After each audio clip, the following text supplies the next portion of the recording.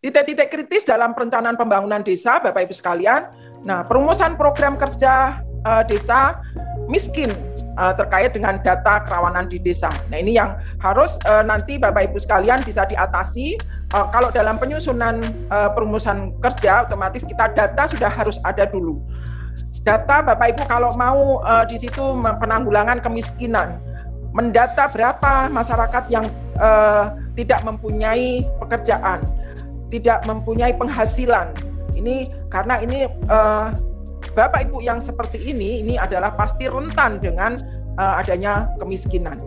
Kemudian penggiringan perencanaan desa hanya pada kegiatan infrastruktur. Nah, ini yang sering kita dengar, sering kita pahami, mungkin sejak adanya undang-undang desa, sejak adanya dana desa dari 2015 sampai 2022 ini, mungkin hal ini sering kali kita dengar bahwa semua anggaran terkait dengan dana desa ini hanya infrastruktur fisik saja yang dilakukan di desa. Padahal ini juga namanya pembangunan, itu sekali lagi bisa pembangunan mental, pembangunan dari karakter manusianya sendiri juga harus ada pembangunan, merubah mindset-nya masyarakat juga perlu untuk dibina.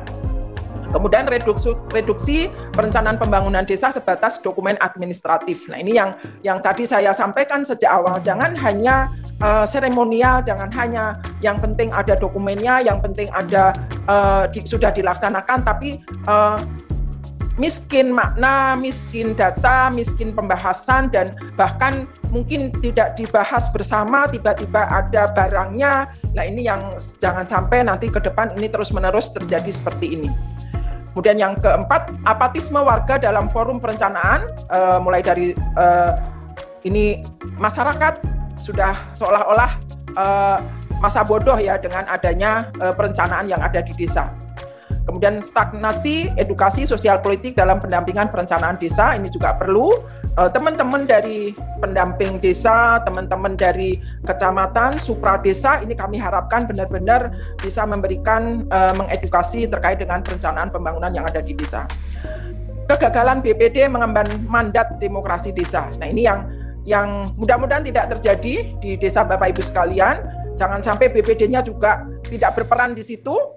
Jangan hanya seolah-olah ada BPD, ada lembaganya, ada dan tiada, ada lembaganya tapi miskin fungsi ataupun fungsi dan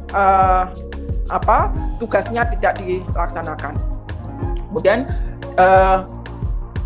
desa cenderung nyaman tanpa ada keterlibatan Pemda dalam perencanaan desa. Nah, ini yang kadang-kadang memang terjadi, seolah-olah kalau sudah tidak ada evaluasi, tidak ada masukan dari pemerintah desa, seolah-olah dianggap aman.